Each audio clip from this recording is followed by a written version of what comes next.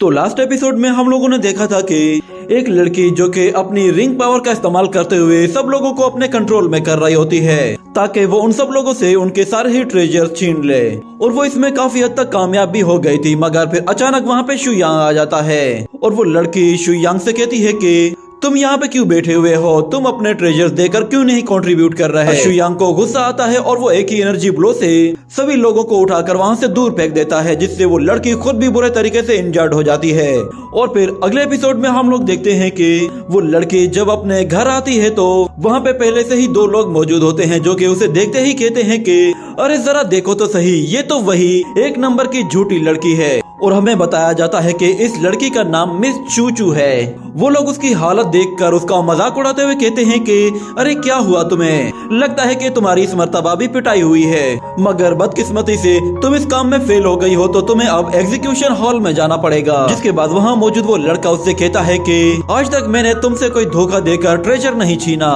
और तुम्हें तो याद ही होगा कि जिऊ शियान का मास्टर ने क्या हाल किया था, उसकी बॉडी के छोटे छोटे टुकड़े हो गए थे। तो वो लड़की कहती है कि लास्ट टाइम में एक बहुत ही पावरफुल बंदे के सामने हार गई थी, जिसकी वजह से मास्टर ने मुझे इतनी सख्त पनिशमेंट दी थी कि मैं उससे मरते मरते बची थी। उन्होंने मेरी बॉडी के अंदर सोल नेल्स डाल दी थी, पर ऐसा लगता है कि जैसे मास्टर तुम्हें कुछ ज्यादा ही फेवर दे रहे हैं, क्योंकि लास्ट टाइम मैंने एक ट्रेजर मिस कर दिया था तो मास्टर ने मेरी जान ही ले ली थी। तो वो लड़का कहता है कि ऐसा तो सिर्फ हमारे साथ होता है, मगर मिस चूचू शायद लकी है, अगर मैं सेक्ट लीडर होता तो शायद तुम मेरी सबसे फेवरेट डिसाइपल होती।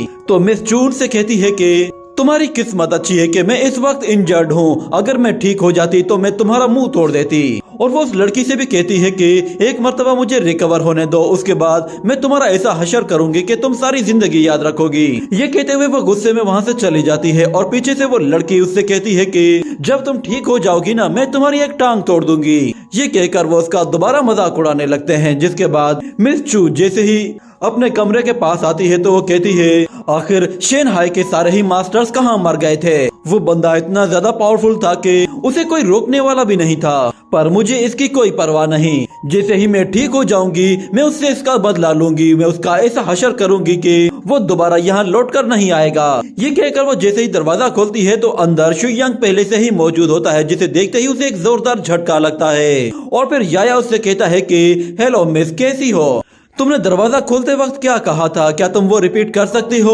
उन लोगों को वहाँ पे देखते ही वो लड़की दोबारा से नाटक करना शुरू कर देती है और कहती है कि मैं तो अंधी हूँ, मुझे कुछ दिखाई नहीं दे रहा, लगता है कि मुझ पर मेडिसिन का असर हो गया है, लगता है कि मुझे अभी टॉयलेट जाना चाहिए। ये कहने के साथ ही वो पीछे मुड़कर वहाँ से आगे जाती है और फिर थोड़ी दूर जाकर भागना शुरू कर देती है, जिस पर शुयांग अपनी एनर्जी से पकड़कर अपनी तरफ खींच लेता है और दरवाजा बंद कर देता है। और वो लड़की सीधा अपने पिछवाड़े के बल पर गिरती है, जिसकी वजह से उसे बहुत तकलीफ होती है और वो उछलकर दोबारा नीचे आ गिरती है। और फिर फौरन से शुयांग के पास आकर खड़ी हो जाती है और कहती है कि सीनियर, आपको मुझसे ऐसा क्या काम था कि आपको पर्सनली यहाँ पे आना पड़ा। जिसके बाद सानियान उससे कहती है कि तुमने जो कल अपना हुलिया बनाया हुआ था उस जाल में तो मैं भी फंस गई थी। ये सुनकर वो लड़की खुश होते हुए कहती है कि मैं हूँ इतनी हाई प्रोफेशनल कि मेरा मैजिक हर किसी पर काम कर जाता है। तो सानियान उसकी बॉडी में लगे हुए नेल्स की तरफ देखकर कहती है कि क्या तुम्हें इनसे तकलीफ नहीं होती।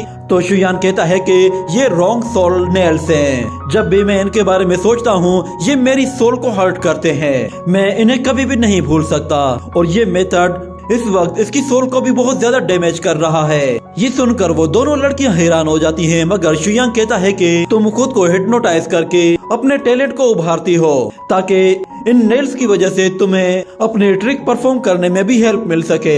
ये सुनकर वो लड़की खुश होने लगती है, मगर शुयांग उससे कहता है कि ये बिल्कुल भी सही नहीं है। ये कहने के साथ ही वो अपनी एनर्जी का इस्तेमाल करते हुए उसकी बॉडी से वो सारे नेल्स बाहर निकाल देता है, जिस पर वो लड़की भी चौंक जाती है। और याया कहता है कि सुनो लड़की, मेरे मास्टर ने तुम पर एक बहुत बड़ी मेहरबानी की है, इसलिए तुम्हें उनके आगे झुककर उनका शुक्रिया अदा करना चाहिए। ये सुनते ही वो लड़की फौरन से शुयांग के पास आकर उसे थैंक्स कहते हैं। और फिर शुयांग उससे कहता है कि तुम्हारी क्वालिफिकेशन देखकर तो ऐसा महसूस हो रहा है कि कांगशुन अपने मकसद में कामयाब हो रहा है। मगर याया कहता है कि कांगशुन तो वो सेक्ट है जिसने टाओइज्म में लिटरेचर की बुनियाद डाली थी, मगर उससे भी ज्यादा खतरनाक अगर कोई है तो वो डीमन किंग सेन गोकू है। शायद तुम उसी की ही डिसेंडेंट हो। ये सुनकर वो लड़की कहती है कि ये चमगादड़ सच में काफी होशियार है, इसने बहुत ही जल्दी सिचुएशन का पता भी लगा लिया।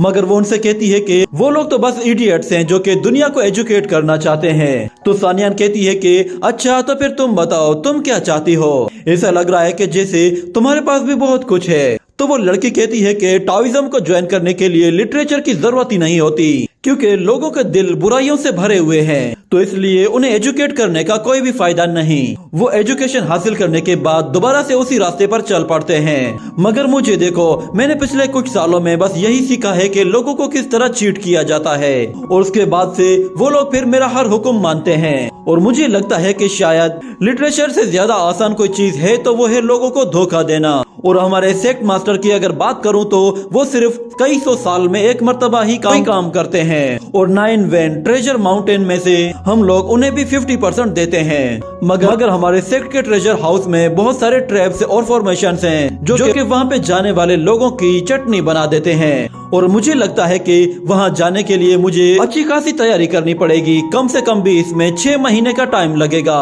मगर शुयांग कहता है कि नहीं, इसकी कोई जरूरत नहीं है, हम लोग आज रात को ही वहाँ जाएंगे। ये कहने के बाद अगले सीन में हम लोग देखते हैं कि मिस चू उन लोगों को वहाँ पे लेकर आ जाती है और कहती है कि हम लोगों को इस हॉल के जरिए ही अंदर जाना होगा। इसका रास्ता सीधा ट्रेजर हाउस में जाके निकलता है, और वो उन लोगों को बताती है कि मैं अपने साथ सारी ही चीजें लेकर आई हूँ जो कि उन फॉर्मेशन से लड़ने में हमारी मदद करेंगी। और मैंने ये मास्क इसलिए पहना है ताकि वो लोग ना मुझे पहचान पाए, ना ही उन फॉर्मेशन को पता चले कि यहाँ पे कोई लड़की आई है, क्योंकि वो जगह सच में बहुत ही खतरनाक है। इसलिए तुम लोगों को भी कोई ना कोई तैयारी कर लेनी चाहिए, वरना तुम लोग सिर्फ मेरे पीछे पीछे ही चलते रहना, मैं सब कुछ हैंडल कर लूंगी। ये कहने की देर थी कि अचानक शुयांग उस दीवार में एक बहुत बड़ा होल कर देता है, जिससे याया और शुयांग दोनों ही आ जाते हैं। और वो लोग उस लड़की से कहते हैं कि क्या हुआ, तुम तो अभी तक बाहर नहीं आई। और दूसरी तरफ सानियान उससे कहती है कि अगर तुम अटक गई हो तो तुम्हें मेरी हेल्प लेनी चाहिए। मगर वो कहती है कि नहीं, मैं बिल्कुल रिलैक्स हूँ, मैं अभी आ जाती हूँ। ये कहकर वो बाहर निकलने की कोशिश करती है तो वो धड़ाम करके नीचे गिरती है, और फिर उन लोगों से कहती है कि मैंने सोचा भी नहीं था कि कांगशुंग एकेडमी के बैक साइड पे ये ट्रेजर हाउस होगा। तो याया उससे कहता है कि तुम पहले इस ट्रेजर हाउस के अंदर क्यों नहीं गई, तुम दिखने में तो काफी बहादुर लगती हो। मगर वो कहती है कि ये एक होली प्लेस है, मैं भी इसके बारे में जानना चाहती थी, मगर यहाँ पे अकेले आने में बहुत डर लगता है क्योंकि यहाँ पे बहुत सारे ट्रैप्स हैं। और फिर चलते चलते अचानक एक ट्रैप के ऊपर उसका पैर पड़ जाता है, जिससे वहाँ पे एक बड़ी फॉर्मेशन एक्टिवेट होती है, जिसे देखकर ही वो काफी डर जाती है और अपने वेपन्स निकालने की कोशिश करती है। मगर वो कहती है कि मैं तो वेपन लाना ही भूल गई हूँ। इतने में उस फॉर्मेशन से आग निकलती है, जिससे शुयांग सब लोगों को बचा लेता है। और लड़की अभी भी बहुत ज्यादा डर रही होती है, मगर सानियान उससे कहती है कि डरने की कोई जरूरत नहीं है, मास्टर हमारे साथ हैं।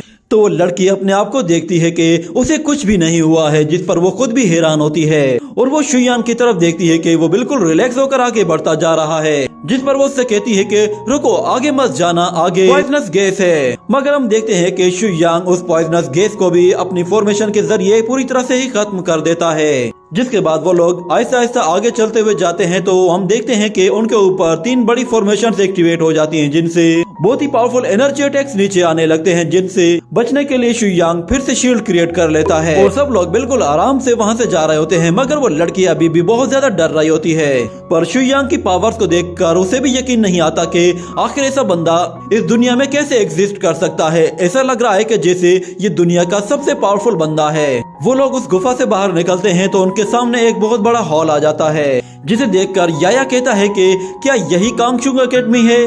और इतने में अचानक उन्हें किसी की आवाज सुनाई देती है, जो कि उनसे कहता है कि किसकी इतनी हिम्मत हुई जो कि मेरे कांगशुंग एकेडमी में घुस आया है। और हम लोग देखते हैं कि वहाँ पे वही 2 लोग होते हैं जिन्होंने पहले मिस चू को बहुत ज्यादा तंग किया था।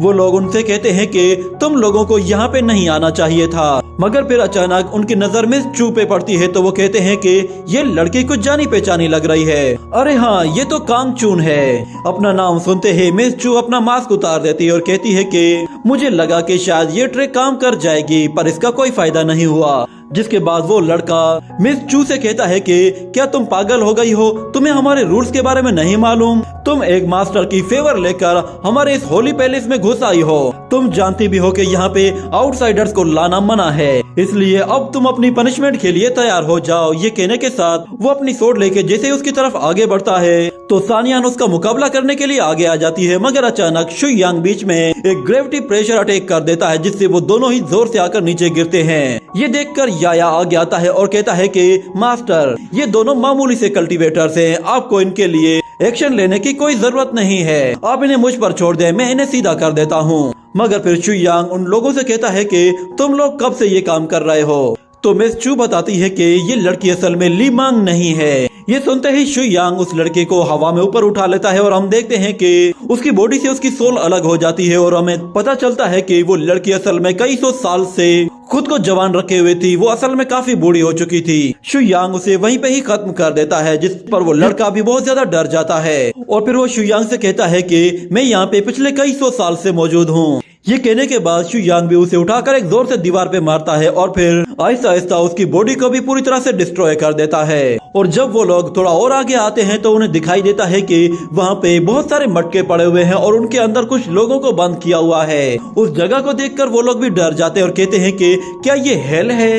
ये कहने के साथ ही ये एपिसोड यहीं पे ही खत्म हो जाता है। अच्छा तो गाइस, आपको एक और बात बतानी थी कि आप लोगों को मेरा एक और चैनल विजिट करना चाहिए, जिसमें मैं ग्रीन ड्रैगन सीरीज को एक्सप्लेन कर रहा हूं और उसके साथ मेरी टीम के कुछ मेंबर्स भी उस पे काम कर रहे हैं और वहां पे आप लोगों को अलग अलग सीरीज देखने को मिलेंगी। तो एक मरतबा इस चैनल को जरूर विजिट कर लीजिएगा, इसका लिंक डिस्क्रिप्शन में मौजूद है।